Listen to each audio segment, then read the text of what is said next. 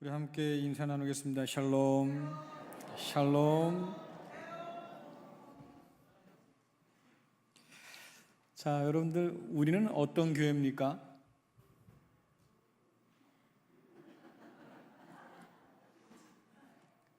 우리는 어떤 교회일까요? 누구예요 지금? 오이고, 어떤 교회라고요? 성가대면 점수 줘야 되겠어요. 다른 분들 다 뭐 하실 건지 참 큰일 났다. 다시 한번 합시다. 우리 어떤 교회라고요?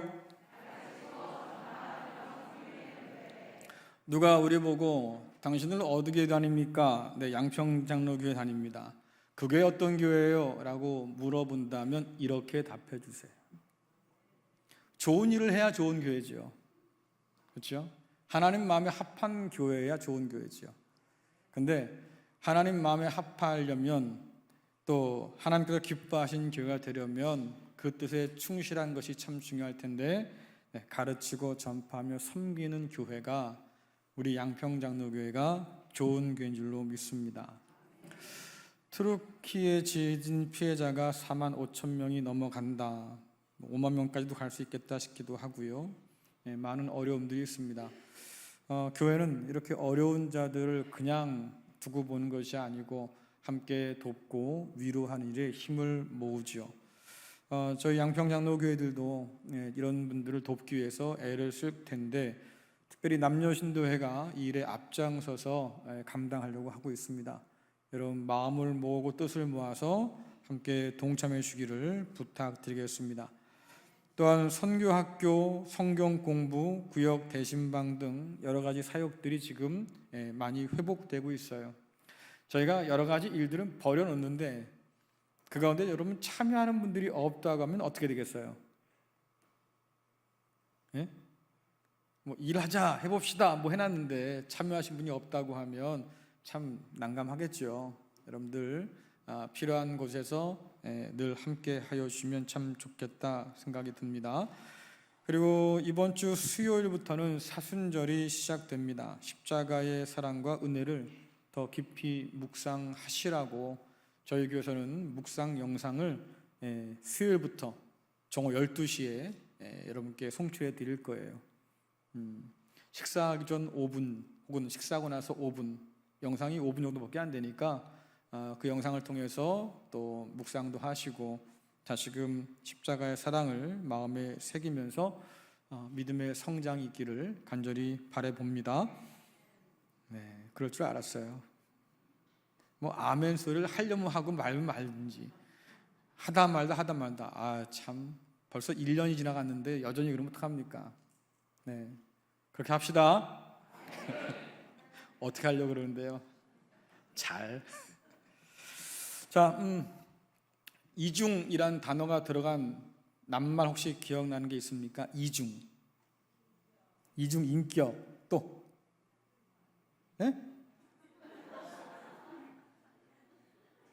이중 인격, 또 웃지만 말고 답을 하시라고. 자, 이중 인격, 또 이중 생활, 또 이중, 여기는 써본 적이 없을 것 같아. 이중 장부 그렇죠? 뭐 이중 인격, 뭐 이중 주차, 이중 생활, 자, 이런 단어들이 있는데요. 이 이중이란 단어와 결합이 되면 뭔가 좀 이렇게 정직하지 못하고 좀 부정직한 듯한 느낌 안 나요? 이중 장부를 쓴다, 뭐 이게 깨끗하지 못한 거잖아요. 이중 생활한다, 뭔가 의심이 들고 말입니다. 이중 첩자야, 정체를 알 수 없는 사람들인 거잖아요. 뭔가 이렇게 정직하지 못한 좀 부정적인 의미를 담고 있는 것처럼 보여요. 한데 모든 것이 다 그런 건 아니거든요. 예를 들면 이중이란 단어가 붙여서 이중 소유라는 단어가 있습니다. 이중 소유, 이 단어는 하나님께서 우리를 소유하신다, 우리가 하나님 거다라고 하는 것을 보다 강조하는 그런 단어인데요. 자, 저와 여러분을 누가 지으셨습니까? 그래요. 이건 답이 빨리빨리 나오네요. 자, 그럼 우린 누굴 걸까요? 그래요. 우리가 하나님 거예요. 왜요? 하나님이 만드셨으니까, 그렇죠? 하나님 만들었으니까 우리가 하나님 겁니다. 그래요. 그런데 이런 우리가 하나님 싫다고 등 돌리고 도망갔잖아요. 그렇죠? 죄에 팔려 살았잖아요. 자, 이런 우리를 하나님께서 어떻게 하셨어요? 그 아들을 보내주셔서 그 피로 값주고 우리를 사셨지요. 자, 우리를 샀으면 우리가 누구 거예요? 또 하나님 거예요. 여러분들이 가게 가셔서 말입니다, 물건 돈 주고 사면 그거 누구 거예요? 돈을 값을 치르고 난 다음에 내 손에 쥔 다음부터는 내 거잖아요. 하나님께서 저와 여러분을 그리스도 예수로 피로 값주고 사셨습니다. 그러니까 우리가 하나님 거예요. 그러면 창조주 하나님의 것이고요, 구속자이신 하나님의 것이지요. 그렇게 해서 우리는 이중으로 소유가 되었어요. 그러니까 누구도 너 내 거야 라고 함부로 말할 수 없다, 그 말이에요. 사단도 그 죄의 권세도 사망의 권세도 너 내 거야 라고 말할 수 없다, 그 말이죠. 왜? 하나님께서 우리를 이중으로 소유하고 계시기 때문에. 이게 하나님의 은혜예요. 자, 그런데 또 다른 단어가 있습니다. 이중현실이란 단어를 여러분 아실까 모르겠어요? 아셔요? 이중현실. 제가 만들어낸 말이에요. 알 수가 없죠. 자,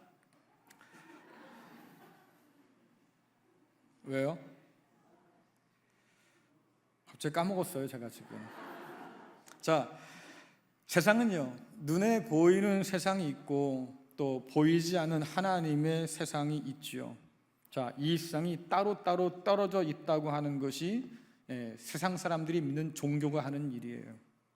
그래서 이 땅 살다가 죽으면 그 하나님의 나라로 간다고 생각하잖아요. 그렇죠? 자, 근데 성경은요, 좀 다르게 말합니다. 성경은 우리가 가는 것이 아니라 누가 와요? 하나님께서 와요. 이게 달라요. 그래서 땅이라고 하는 것과 하늘이 겹쳐져 있어요. 눈에 보이는 세상, 이 땅의 세상이 있는가 하면 그 위에 임하시는 하나님의 보이지 않는 세계가 분명히 있다고 성경은 말합니다. 이것이 이중현실이에요. 우리는 눈에 보이는 현실을 살아가지만 더불어서 믿음 안에서 눈에 보이지 않는 하나님의 현실들을 지금 살아가고 있어요. 눈에 보이는 현실에 눈이 멀어서 눈에 보이지 않는 하나님의 현실을 우리가 부정하는 세상을 살고 있지만, 그러나 성경은 우리에게 분명히 강조해서 말하지요. 하나님께서 역사하시는 눈에 보이지 않는 현실이 분명히 있다고 말해요. 특별히 이중 현실이라고 하는 것은 예수님의 인격 안에서 더 잘 드러나는데요, 예수님은 하나님이셨어요. 그렇죠? 우리와 같은 인간이 되기 전에 예수님은 하나님과 같은 분이셨고 정도로 죽기까지 복종하셨다라고 말하죠. 자, 그러면 하나님이 사람 되어서 우리 가운데 오셨습니다. 하나님의 현실이 사람의 현실 가운데로 뛰어들어 왔어요. 성경은 이것을 어떻게 표현하냐면 하나님의 나라가 임했다, 이렇게 표현해요. 예수님께서 우리 가운데 사람 되어 오신 이 사건을 성경은 하나님의 나라가 임했다, 이렇게 표현한다고요. 그래서 하나님 나라의 현실을 이미와 아직이라는 단어를 가지고 설명하는데, 하나님 나라는 그리스도 예수께서 오심으로 이미 우리 가운데 임하여 계시고, 하지만 아직 완성된 나라가 아니어서 주님 다시 오실 때 비로소 이 세상이, 이 나라가 완성된다고 성경은 가르쳐 줍니다. 사람 되어서 오신 주님께서 공생애를 시작하시면서 하나님 나라의 복음을 선포하셨습니다. 그 소식이 뭡니까? 하나님 나라가 가까이 왔다라는 소식인데, 이 소식은 그 옛날 이사야가 예언했던 소식이에요. 보라, 너희 왕이 지금 오신다라고 하잖아요.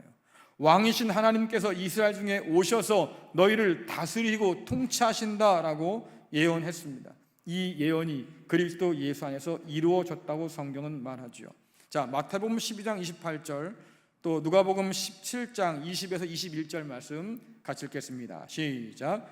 그러나 내가 하나님의 성령을 힘입어 귀신을 쫓아내는 것이면 하나님의 나라가 이미 너희에게 임하였느니라. 바리새인들은 하나님의 나라가 어느 때 임하나이까 묻거늘 예수께서 대답하여 이르시되 하나님의 나라는 볼 수 있게 임하는 것이 아니요 또 여기 있다 저기 있다고도 못하리니 하나님의 나라는 너희 안에 있느니라. 아멘. 마태복음에서 주께서 하신 말씀처럼 이미 하나님의 나라는 너희에게 임하여 있고, 누가복음에서 말씀하신 것처럼 그 나라는 이미 너희 안에 있다고 말씀하여 주시고 있습니다. 다시 말씀드리면 이미 하나님께서는 그 아들을 보내심으로 그 땅을 다스리는 왕으로 임재해 계신다는 뜻이에요. 바벨론 포로 이후에 예수님 시대에 이르기까지 유대인들은 강대국의 압제 속에 신음하며 살아왔습니다. 예수님 당시에도 로마라고 하는 아주 극강의 나라가 말이죠, 그 백성들을 손에 쥐고 있었지 않겠습니까? 그러니까 유대인들은 아직도 포로기가 끝난 게 아닌 거예요. 예루살렘으로 돌아왔지만, 그래도 성전까지 지었지만 여전히 강대국의 그 압제 아래서 신음하고 있다 그 말이죠. 그러니까 그들 마음 가운데 어떤 생각이 들겠어요? 하나님, 언제 오시렵니까? 언제 오셔서 왕으로 이 땅 가운데 오셔서 우리를 다스려 주겠습니까? 언제 오셔서 저 나쁜 제국의 사람들을 다 몰아내고 다윗의 왕조를 다시 한번 시작해 주시겠습니까? 학수고대하며 기다렸는데 시간이 가도 응답이 없네요. 저 어떻게 되겠어요? 많은 사람들이 실망하고 믿지 못할 약속으로 그렇게 낙심하고 있었다 그 말이에요. 여러분 생각해 보세요. 그런 시대에 와서 예수님 말씀하신 겁니다. 하나님의 나라가 이미 너희 가운데 있다, 이 땅 위에 임했다. 믿을 수 있겠어요? 뭘 가지고 믿어요? 뭘로 믿겠어요? 아니 세상에 말입니다, 저 로마군이 저렇게 서슬퍼렇게 버티고 있는데 어떻게 하나님 나라가 임했다고 믿을 수 있을까? 다윗의 통치하는 그 나라가 말이죠, 아직도 오지 않았는데 어떻게 메시아가 왔다고 믿을 수 있을까? 믿을 수 없는 거예요. 골고다 언덕 위에는 말입니다, 매일매일 십자가가 세워지고요, 그 위에 비참하게 죽어가는 유대인들이 한둘이 아니었습니다. 여러분 그걸 보면서도 하나님 나라가 임했다고 말할 수 있겠어요? 그 어디에도 하나님이 다스린다는 증거가 보이지 않아요. 그러니 절망할 수밖에 없는 거지. 많은 사람들이 기다리지 못해서 로마의 질서 앞에 무릎을 꿇었습니다. 여러분들이 요한계시록을 읽다 보면 음녀의 포도주에 취했다는 표현이 나올 거예요. 그게 무슨 표현입니까? 로마 문화, 로마의 권력 아래 그들이 무릎 꿇었다 그 말이에요. 믿는 사람들이 더 이상 주님을 향한 기다림을 잃었다 그 말이죠. 그래서 여러분들 기다림을 포기하는 것은, 인내를 갖지 못하는 것은 결국 믿음을 포기한 것과 같다고 성경은 경고합니다. 그들에게 왕이신 하나님께서 오셔서 너희들을 건지시고 다스릴 거야, 그런 이사야 예언이 과연 의미가 있었을까? 아마 사람들은 그럴 거예요. 여전히 예언일 뿐이지 아직 성취되지 않은 예언, 그리고 이루어지리라 기대하기 어려운 그런 헛소리에 불과할지도 몰라. 많은 사람들이 그렇게 그 소망을 접었어요. 여러분 상황이 이런데 어떻게 하나님 나라가 이미 임했다고 주님께서는 말씀할 수 있을까요? 여러 사람들 눈에 여전히 보이지 않는 하나님 나라의 현실을 어떻게 그들이 발견할 수 있겠습니까? 발견할 수 없는 거지요. 그러니까 절망하는 거예요. 그런데 그로부터 2000년이 지났지요. 오늘 우리는요, 오늘 우리는 하나님의 나라가 이 땅 가운데 임한 것을 보고 삽니까? 여러분의 삶은 말입니다, 하나님의 통치 아래 있다고 고백하며 삽니까? 2000년이 지났잖아요. 달라진 거 있어요? 바뀐 거 있습니까? 사실은 더 어려워지고 있어요. 저는 지금도 이해가 되지 않습니다. 어릴 때 말입니다, 어린이 그 교양 잡지들이 있었거든요. 그때 앞으로 20년 후면, 앞으로 50년 후에는 뭐 이런 거 뭐 그려놨잖아요. 그때는 말입니다, 앞으로 이 세상은 더 살기 좋아질 거야, 그렇게 사람들이 상상했는데 좋아지긴커녕 코로나로 3년을 버렸어요. 좀 나아지는가 싶은데 말입니다. 세계 경제가 끝을 알 수 없는 불황의 깊은 늪으로 빠져 들어간다고 그래요. 금리가 올라갔지요. 여러분, 빚지고 사는 분들 아마 피가 마를걸요. 그게 우리들의 현실이에요. 코로나를 겨우 버텨내는데 말입니다. 더 이상 버티기 어려운 날들이 가까이 다가와요. 전쟁이 일어나고요, 지진이 일어나서 말입니다. 수많은 사람들이 목숨을 잃고 삶의 터전을 잃어갑니다. 탄식이, 눈물이 그칠 날이 없어요. 기후변화로 인해서 말입니다. 우리에게 엄습하는 암울한 미래, 과연 우리는 살아남을 수 있을까? 인류의 문명은 지속할 수 있을까? 이런 고민을 안고 살아가는 우리잖아요.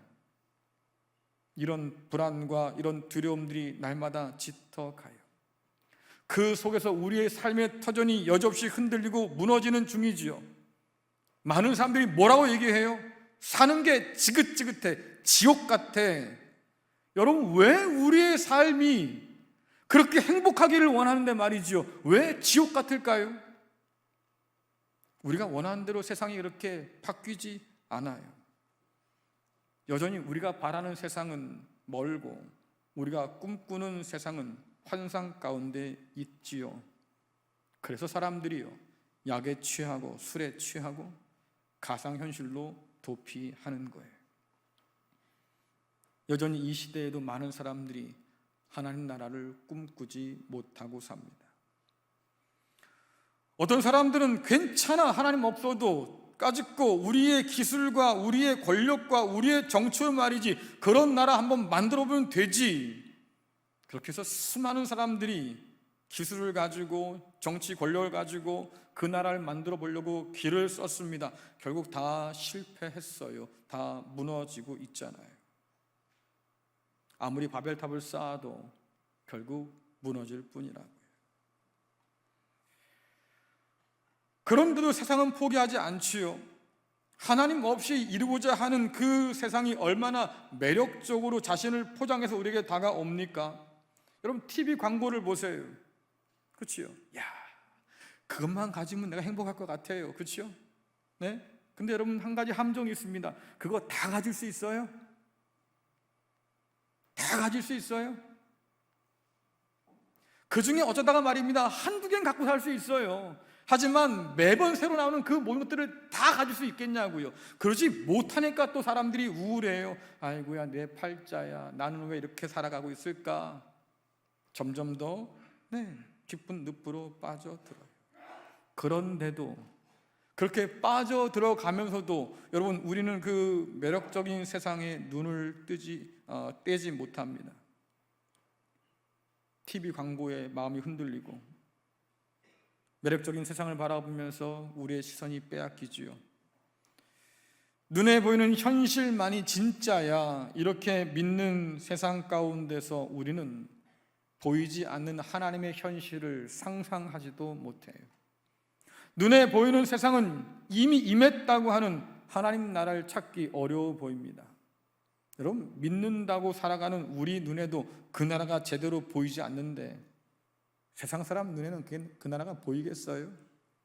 보기가 쉽지 않은 거죠. 오늘 주님께서는 너무 작아 눈에 잘 보이지 않는 겨자씨를 예를 들어서 이미 우리 가운데 임하고 시작된 하나님 나라의 현실을 지금 가르쳐 주고 싶어 하십니다. 자, 마태복음 13장 31절 32절 같이 읽겠습니다. 시작. 또 비유를 들어 이르시되 천국은 마치 사람이 자기 밭에 갖다 심은 겨자씨 한 알 같으니 이는 모든 씨보다 작은 것이로되 자란 후에는 풀보다 커서 나무가 되매 공중의 새들이 와서 그 가지에 깃들이느니라. 아멘. 겨자씨는 유대인들이 작은 것을 이야기할 때 빠짐없이 등장하는 씨앗입니다. 너무 작아요. 눈에 보이지 않을 만큼 작아요. 자, 근데 여러분들, 이 작은 씨앗이 지금 어디에 심겼어요? 어디에 심겼다고 그래요? 아니, 금방 읽었잖아요. 어디에 심었어요? 밭에 심었대. 그럼 씨를 밭에 심지 어디다 심겠냐고. 밭에 심었대요. 그럼 여러분 생각해 보세요. 눈에 잘 보이지도 않은 작은 씨앗인데 그게 흙더미 사이에 심었습니다. 보일 수 있을까요? 찾을 수 있을까요? 못 보는 거죠. 찾을 수가 없는 거예요. 우리나라 속담에 그런 말 있지 않습니까? 잔디밭에서 못 찾기, 바늘 찾기. 그렇죠? 저 동해 안에 가면 그래요. 동해 안에 가면 그렇습니다. 모래밭에서 바늘 찾기. 그 얘기 하려고 그랬다고요. 그 말은 무슨 말입니까? 찾기 어렵다. 밭에 씨앗을 심었는데 그 씨가 너무나 작아서 말이죠. 찾을 수가 없다. 알아볼 수가 없다. 여러분, 그렇다고 하면 하나님 나라가 이 겨자씨와 같다고 하면 누가 알아볼 수 있겠습니까? 이 땅 위에 말이죠. 하나님 나라가 시작됐는데 그게 겨자씨만 하다 그러면 누가 그것을 알아보겠냐고요. 근데 주께서 말씀하십니다. 그 나라가 이미 너희 가운데 임했어. 어떻게 알 수 있을까 이것을? 이제 봄이죠. 밭을 만드는 사람들이 이제 있을 겁니다. 밭을 정비해서 뭘 심으려고 한 4월 중순경이면 뭐 뿌려요? 콩을 심을 거예요. 콩을 심는다고요. 자, 올해는 4월 중순에 콩 심어야 됩니다. 정보 하나 알려드린 거예요. 자, 그런데 길을 가다 보면요, 밭을 갈아놨는데 뭘 뿌렸는지 알 수가 없어요. 근데 어떤 분이 가다 그럽니다. 아유, 이 밭에 콩 심어놨네. 어떻게 할까요, 그러면? 네? 그래요. 새들이 앉아요. 제가요, 목회를 잠깐 쉴 때가 있었습니다. 잠깐 쉬고 아버지 집에 얹혀 살면서 아버지 농사를 잠깐 도운 적이 있었거든요. 그런데 어느 날 아버지가 주변에 있는 빈 밭을 이렇게 얻으신 거예요. 그래서 그 밭을 싹 갈았어요.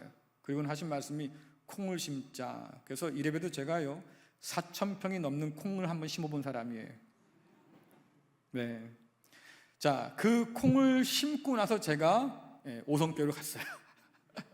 자, 어쨌든 그 콩을 심어놓고 다음 날 길을 또 가는데요, 새들이 다 앉아서 먹더라고요. 눈이 얼마나 밝은지, 땅 속에 심어놓은 그 콩을 어떻게 보고 다 파먹는지 말입니다. 제가 어떻게 했겠어요? 열이 받아가지고 돌을 들었어요. 이놈들이. 그래요. 귀신같이 비둘기들은 알지요. 콩을 쪼아 먹으러 와요. 그런데 그 새들이 아니어도요, 그 콩을 심은 저는 알잖아요. 그렇죠? 거기에 내가 콩 뿌려놨는데 알잖아요.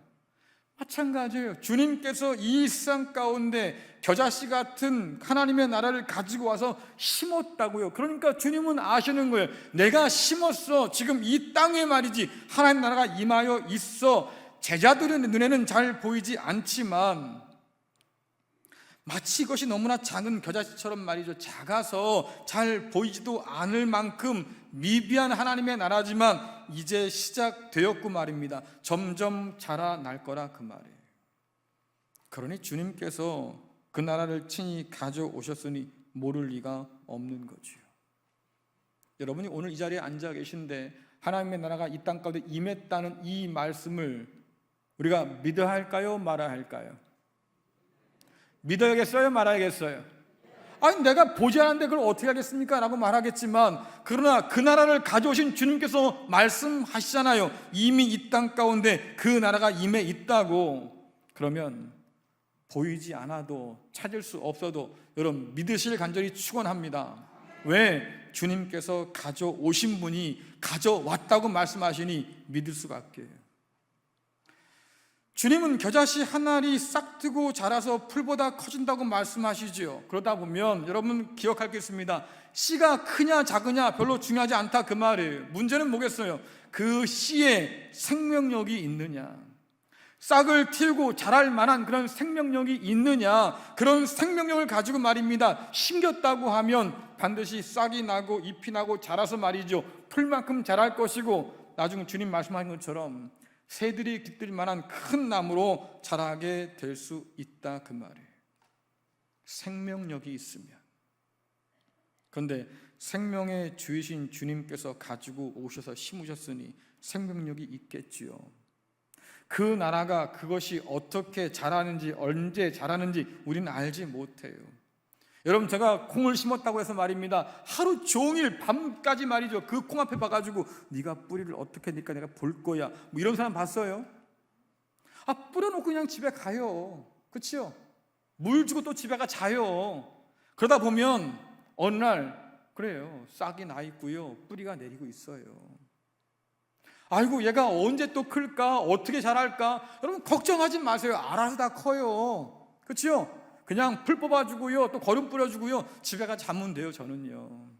하지만 알지 못하는 그 사이에 콩은 점점 자라더라. 마찬가지로 하나님 나라도 어떻게 커가는지, 언제 커가는지 우리가 다 알 수 없어요. 보이지 않으니까 더 그렇지. 하지만 분명한 게 뭡니까? 자란다. 풀만큼 자라고 나무만큼 자라서 새들이 깃들 만큼 큰다라고 말씀합니다. 그래서 이미 이 땅 위에 임한 그 하나님의 나라가 오늘도 자라는 것은 결국 그 나라를 위해서 오늘도 하나님이 임재하셔서 우리 가운데 계시고 일하기 때문인 거예요. 정말 중요한 건 뭐겠어요? 그 나라를 볼 수 있는 눈이 열렸느냐 닫혔느냐, 이게 중요한 거잖아요. 하나님의 눈에 보이지 않는 현실이 분명히 이 땅 가운데 있다고 하면 그것을 인식하고 그것을 바라볼 수 있는 눈이 열렸느냐 하는 거지요. 그런데 안타깝게도 많은 사람들이 그 눈을 갖지 못했어요. 자, 마태복음 13장 13절부터 16절 말씀 같이 읽겠습니다. 시작. 그러므로 내가 그들에게 비유로 말하는 것은 그들이 보아도 보지 못하며 들어도 듣지 못하며 깨닫지 못함이니라. 이사야의 예언이 그들에게 이루어졌으니 일렀으되 너희가 듣기는 들어도 깨닫지 못할 것이요 보기는 보아도 알지 못하리라. 이 백성들의 마음이 완악하여져서 그 귀는 듣기에 둔감하고 눈은 감았으니 이는 눈으로 보고 귀로 듣고 마음으로 깨달아 돌이켜 내게 고침을 받을까 두려워함이라 하였느니라. 그러나 너희 눈은 봄으로 너희 귀는 들음으로 복이 있도다. 여러분, 세상은 봐야 믿는 세상이에요. 그렇죠?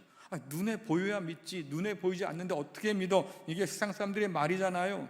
자, 세상 사람들이 보아도 보지 못하고 들어도 듣지 못하는 까닭이 뭘까? 주님 말씀이 그렇습니다. 하나님을 떠나서 마음이 완악해졌기 때문이야. 그래서 귀도 닫히고 눈도 감겼지, 아무리 복음을 전해줘도 그들이 믿지 못하고 깨닫지 못하고 그 하나님의 나라를 바라볼 수 없어 라고 얘기해요. 바울은 이것을 받아서 뭐라고 합니까? 로마서 1장에서 하나님을 떠난 사람들에 대해서 이렇게 말해요. 생각이 허망하여지고 미련한 마음이 어두워졌다. 감각을 잃었어요. 하나님 나라를 볼 수 있는 시력을 잃었어요. 청력을 잃었어요. 분명히 그 나라가 이 땅 가운데 임해서 지금도 자라나고 있다고 하는데 우리는 그 증거를 보지 못한다, 그 말이죠. 왜? 감각을 빼앗겼기 때문에. 여러분, TV에 하루 종일 귀를 열고 살아보세요. 하나님 음성이 들리나? 그렇지요. 세상을 보면서 말입니다. 그렇게 살아보세요. 하나님 나라가 보이나? 안 보여요. 왜? 거기에 모든 신경을 다 쏟고 있기 때문에 하나님 나라를 볼 수가 없어요. 여러분들 눈 어디에 달려 있어요? 눈이 어디에 달려 있어요? 뒤통수에 달린 사람 봤어요? 예, 우리는 사람이요, 눈이 앞에 있어요. 그러니까 우리는 앞만 볼 수밖에 없는 거예요. 고개를 돌리지 않는 한 우리는 절대로 뒤를 볼 수가 없어요. 마찬가지로 하나님 나라가 있다고 하지만 우리가 세상만 바라보고 있으면 그 나라 안 보이는 거죠. 옛날 코미디에 그런 거 있었습니다. 바쁜 마음이 좀 분주한 사람이야. 뭔가 생각할 게 많아서요. 근데 하필 또 다리미질하고 있네요. 전화가 와요. 때르르릉. 여보세요? 아 뜨거. 아니, 이게 전화인 줄 안 거지요. 순간. 왜? 생각이 많았던 거예요. 그 일 어떻게 해야 되나? 몰라. 어떡하고. 여보세요? 아 뜨거. 자, 근데 여러분들 이런 일들이요, 그냥 코미디일까요? 죄송하지만 우리도 이미 경험해요. 너무 깊이 생각하다 보면요, 옆에 누가 하는지도 몰라요. 깜짝이야. 언제 왔어? 뭐라고 그래요? 아니, 무슨 생각을 깊이 하는 거야? 사람마다 몰라. 그래요. 너무 깊이 생각하다 보면 다른 감각을 잃어버린다고요. 세상에 너무 집중하다 보면 여러분들 하나님 나라를 인지하지 못해요. 그래서 제가 말씀드렸지 않습니까? 바쁘면 뭐 한 거다? 이럴 줄 알았어. 바쁜 건 뭐다? 나쁜 거다. 나쁜 거다. 정말 중요한 것들을 잊어버릴 만큼 바쁘면 그건 나쁜 거예요, 여러분들. 하나님 나라가 우리 가운데 와 있다고, 성령께서 우리에게 와 있다고 말이죠. 그렇게 말씀하시는데 그 나라를 보지 못한다. 이유가 뭘까? 바빠서 그래요. 세상만 보고 살아서. 그러다 보니까 하나님 나라가 안 보이는 거지요. 안 보이는데 뭐라고 그래요? 없다고, 오지 않았다고, 무슨 소리냐고, 거짓말하지 말라고 이러고 사는 게 우리 아니에요 지금? 근데 이런 세상을 향해서 주께서 말씀하십니다. 그게 아니야. 믿어야 볼 수 있는 게 있어. 믿음의 눈이 열려야 보이는 게 있고, 믿음의 귀가 열려야 들을 수 있는 게 있다. 세상이 보지 못하는 것을 보고 세상이 듣지 못하는 것을 듣는 것, 여러분 뭐라고 그래요 오늘 주께서? 그런 너희는 복되다. 할렐루야. 여러분 복된 사람 될 수 있기를 간절히 축원합니다. 근데 그러려면요 세상에서 눈 좀 떼야 돼요. 그리고 하나님을 바라볼 수 있어야 된다고요. 결국 오늘 비유가 우리에게 말씀해 주는 게 뭡니까? 세상 사람은 딱 두 종류의 사람이 있다. 뭐냐요? 하나님의 나라를 알아보는 사람과 하나님의 나라를 알아보지 못하는 사람. 이걸 다른 말로 표현한다고 하면 하나님을 믿는 사람과 믿지 않는 사람. 그래서 믿음의 눈이 닫히고 믿음의 귀가 닫혀서 말입니다. 결국 그 나라를 인지하지 못하고 인식하지 못하는 사람. 여러분은 어느 편에 서 있냐 그 말이에요. 이미 임한 하나님 나라를 보지도 못하고 듣지도 못하는 이 세상 한복판을 우리는 살아가는데 우리는 어떤 사람으로 지금 살아가고 있을까? 이 세상 가운데 주님 말씀처럼 말이죠, 힘차게 자라가고 있는 그 하나님 나라를 지금 우리는 보고 있을까? 그 나라의 복된 소식을 우리는 보고 있을까? 듣고 있을까? 아니면 하나님 나라는 아직 오지 않았다고, 그나 거짓말이라고, 내가 아무리 주위를 돌려봐도 말입니다, 그런 증거를 발견하지 못했다고 이 자리에 앉아 있지만 여전히 그 나라의 현실을 바라보지 못하는 사람은 아닐까. 아마 이 자리에 앉아 계신 분들도 그런 마음으로 오셨을 것 같아요. 그렇지요? 아이고 살다 보니까 참 힘들어 죽겠는데 그래도 뭐라도 잡을까 싶어서 왔어요. 이런 분도 계시겠지요. 어제 아주 그냥 집이 난리가 나서 말입니다. 아주 지옥 같았어요. 그래도 내가 주 앞에 나왔습니다. 뭔가 위로는 한번 받아볼까 싶어서. 그렇잖아요. 근데 그 나라가 보이지 않아요. 그 나라가 믿기지도 않아요. 내 감각엔 포착이 되질 않아요. 하나님 나라를 본다고 하는데 보질 못해요. 그 복된 소식을 듣지를 못해요. 주께서는 성경에서 분명히 말씀하셨습니다. 너희는 이미 그것을 봤고 이미 들은 사람이니까 복된 사람이야 라고 말씀하시는데 나와 관계없는 말씀처럼 들려요. 그럼 도대체 어떻게 된 거예요? 여러분들 이미 임하여 있는 하나님 나라를 보려고 하면 믿음의 상상력이 필요해요. 보이지 않지만 이미 임했다고 하는 그 나라를 믿음으로 바라볼 수 있는 상상력이 필요하다고요. 자, 히브리서 11장 1절 3절 말씀 함께 읽겠습니다. 시작. 믿음은 바라는 것들의 실상이요 보이지 않는 것들의 증거니 선진들이 이로써 증거를 얻었느니라. 믿음으로 모든 세계가 하나님의 말씀으로 지어진 줄을 우리가 아나니 보이는 것은 나타난 것으로 말미암아 된 것이 아니니라. 아멘. 그래요. 이 세상이 창조된 것은, 눈에 보이는 세상들이 창조된 것은요 보이지 않는 하나님께서 보이지 않는 말씀을 통해서 역사하셨기 때문이에요. 그것을 어떻게 합니까? 말씀 그러잖아요. 믿음으로 우리는 그걸 봅니다. 이 믿음의 눈이 열려야 하나님의 보이지 않는 그날들을 바라볼 수 있는 거지요. 오늘날 컴퓨터 그래픽을 이용해서 만든 영화들이 참 많습니다. 그렇죠? 상상 속에서만 있던 것들을 영화 화면에 아주 그대로 펼쳐 놓아요. 얼마나 기술이 대단한지 정말 진짜 같거든요. 그 영화를 촬영하는 필름 그 과정을 한번 본 적이 있어요. 짧은 필름인데요, 사람이 이런 긴 막대기를 갖고 막 뛰어요. 사람들 사이를 막 지나갑니다. 근데 그게 영화로 보면 어떻게 나오는지 아십니까? 사람 그 위에다가요 CG로 차를 입혀놨어요, 자동차를. 그러면 장면은 어떻게 되는지 아십니까? 그 좁은 길 사람 많은 데를요 차가 막 가는 것 같아요. 저는 그런 장면 보면 야, 계산을 얼마나 철저하게 했으면 사람들이 그때마다 싹 피할까, 저거 찍다가 사고 나는 건 아닐까, 별별 생각을 다 하는데 세상에 어떻게 그렇게 감쪽 같은지 몰라요.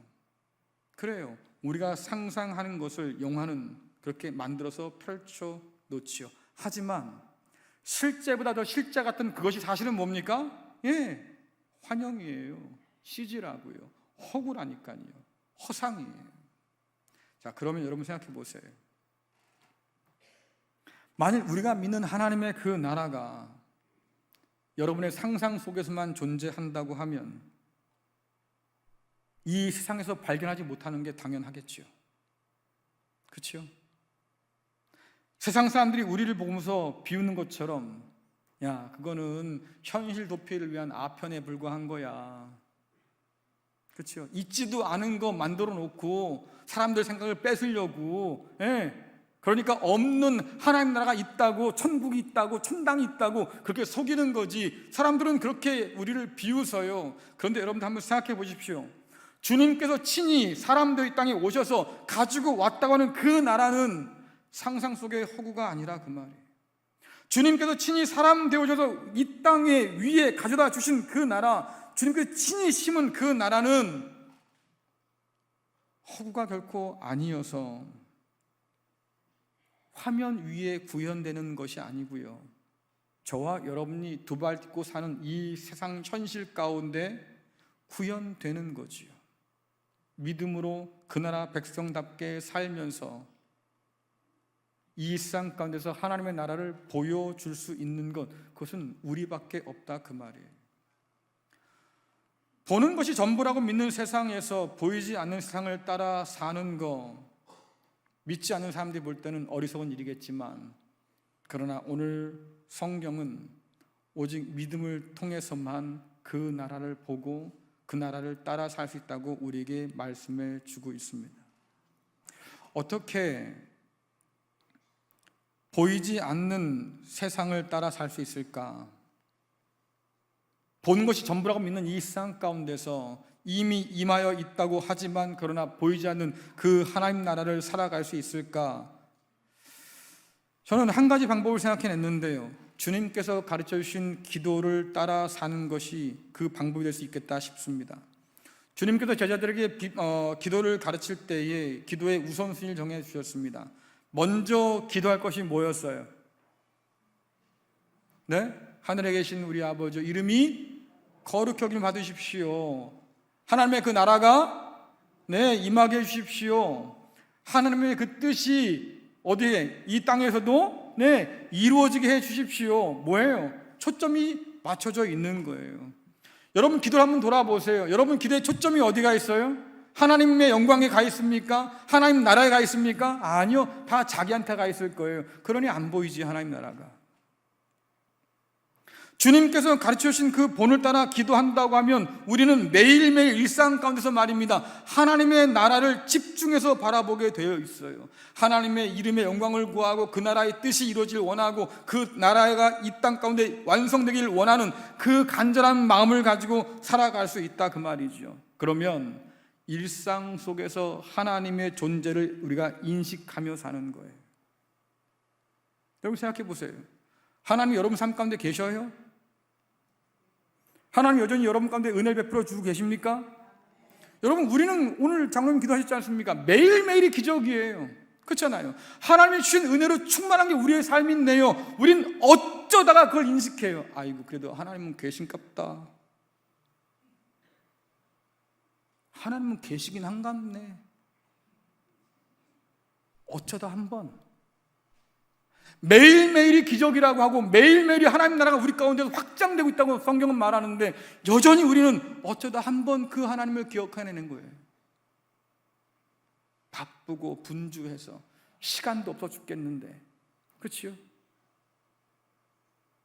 그런데 주님께서 가르쳐 주신 기도를 통해서 하나님 앞에 나아가면 우리의 초점이 내가 아니라 하나님께 맞춰주기 시작합니다. 내 이름을 빛내주셔야가 아니라 하나님 이름이 영광받길 원합니다. 내 사업장이 확장되게 해주십시오가 아니라 하나님의 나라가 이 땅 가운데 이루게 해주십시오.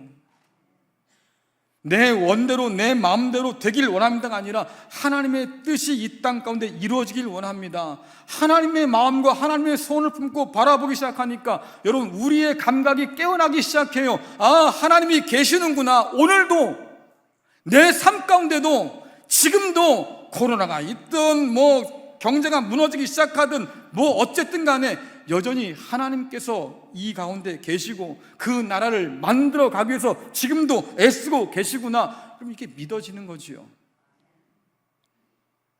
그때 비로소 우리가 하나님을 알게 되는 거예요.